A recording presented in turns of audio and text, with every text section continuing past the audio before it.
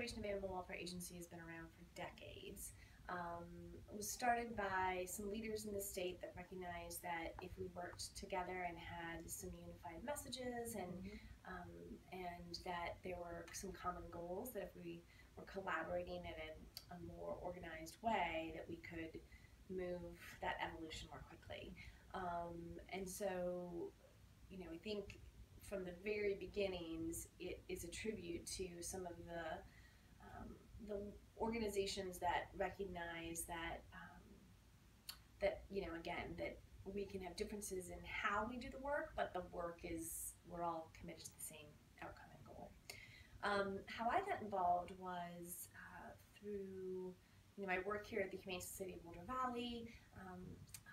The CEO that was here at the time, J. McHugh Smith, had been very involved with CAFAWA, and I was able to join some committees in that work and start to get some exposure to what other colleagues were experiencing across the state.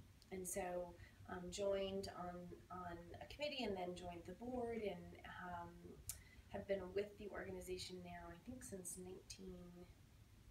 2001 or 2, I forget, it's been a while.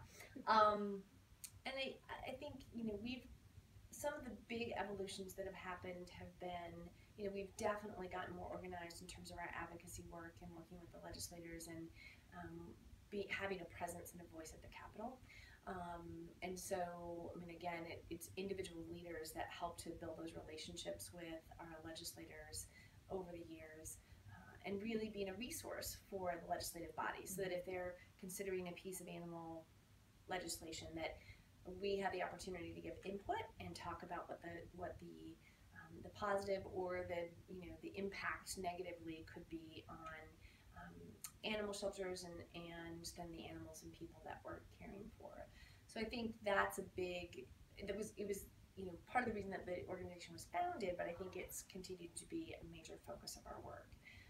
The other thing that we've recognized over the years is that as in any state, there's pockets of a lot of resources, and then there are places where there aren't as many resources, whether it be financial or population or whatever it might be. And so I think the other thing that CAFAWA has really strived to do is sort of bridge those resource gaps.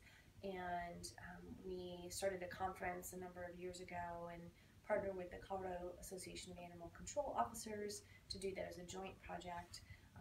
And our goal there is to provide really high quality education and networking events at a financially accessible and geographically accessible way. So we do that conference every year in the fall, and have over 200 people that are able to attend that. And not only does it give them, again, access to some of those national speakers, we've been able to attract folks that are going to those national conferences as well, and then we can get them to Colorado so they can not have to have such a big conference expenditure in order to get some of that education. But the other big piece that it does is creates that networking opportunity, so we can connect with our colleagues and share our experiences and take that perspective back to our individual organizations.